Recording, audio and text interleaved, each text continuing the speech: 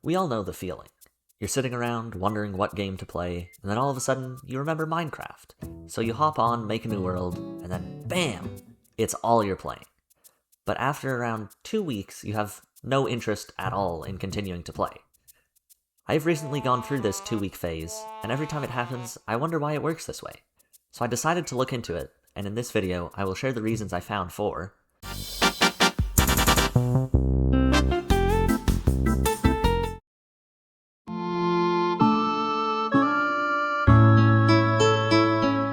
There are a few things that draw us back into Minecraft.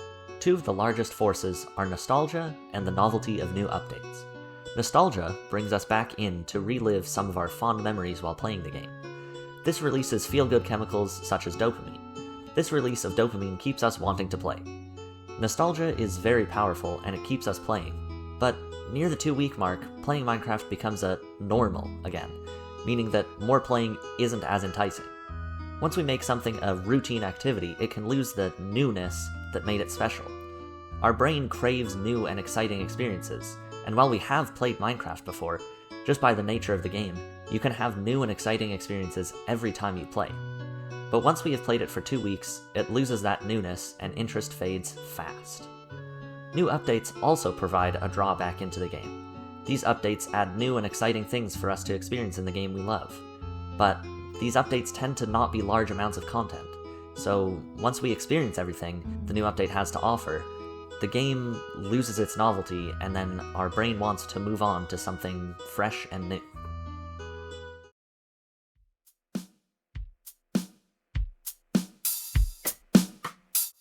When starting a new world, the possibilities are endless. This prospect is very exciting and drives us to create whatever our hearts desire.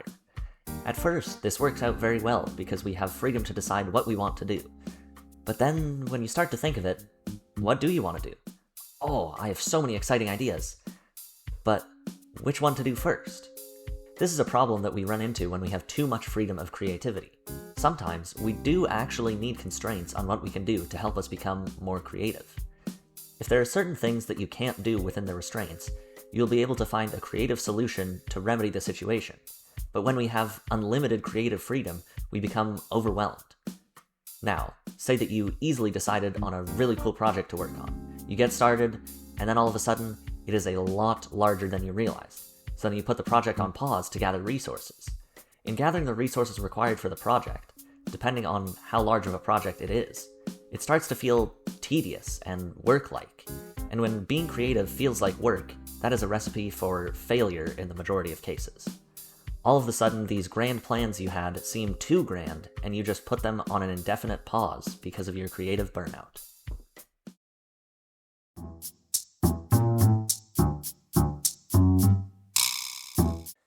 During the beginning phases of Minecraft, there are very simple goals the game lays out before you, such as getting and upgrading tools, creating shelter, and finding diamonds.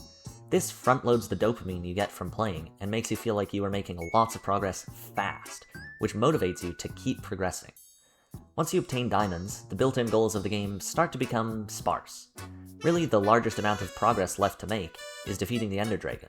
This results in the dopamine you get from playing start to plateau, but you're not done quite yet. Really, where it gets hard to keep going is once the Ender Dragon is defeated, because the game doesn't really have another overarching goal for you to work toward, meaning any desire you have to keep playing comes from yourself.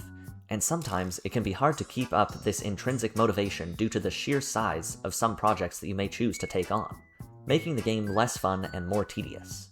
And then, just like that, the 2-week phase comes to a close.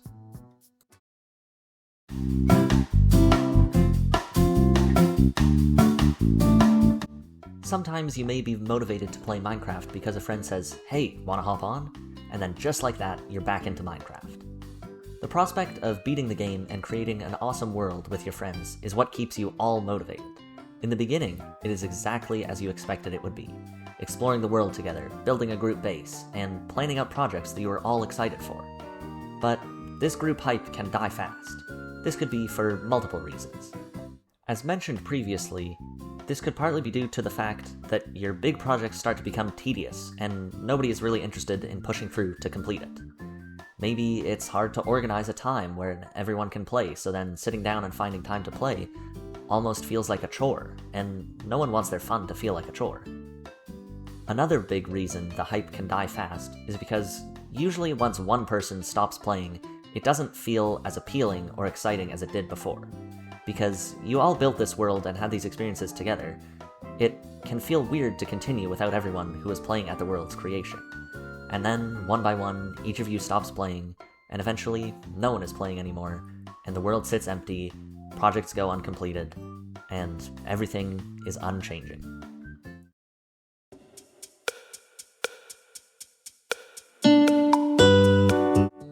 Humans naturally have short novelty cycles.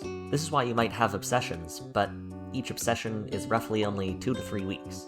This is because, in the beginning, you are providing your brain with a new and engaging experience, which produces spikes in dopamine. But with the way that the majority of obsessions work, you constantly want to keep doing whatever you are obsessed with. After enough time has passed, your brain starts to see the dopamine spikes the novelty provides you with as a baseline. So when continuing your obsession no longer provides spikes in dopamine, and your brain sees it as something normal, which can then make it become something boring. Minecraft is perfectly tailored for this cycle to take place. In the beginning of the game, you are bombarded with a load of new and exciting stuff to do, but eventually, as the dopamine spikes start becoming normal, the new and exciting stuff to do is in a much lower quantity, which leads to the dropping of the game. Another big reason Minecraft is played in 2-week phases is because it is designed to be an easy-to-jump in and out of game. There is no story you have to remember, no complicated mechanics to relearn, and if you want to, you can just start over and have a completely new experience. That's why it is so common to have a 2-week Minecraft phase. It is psychologically normal, and because of how the game is structured, we can return to it anytime we feel like it. And just know, the cycle will always come back. Maybe not soon, but eventually, it will. When was your most recent Minecraft phase, and did you play with friends or by yourself? Let me know in the comments down below. I hope you enjoyed this video, and if you did, please consider leaving a like and subscribing as it helps the channel out a ton. Thank you for watching, I hope you all have a great rest of your day, and good gaming to you all.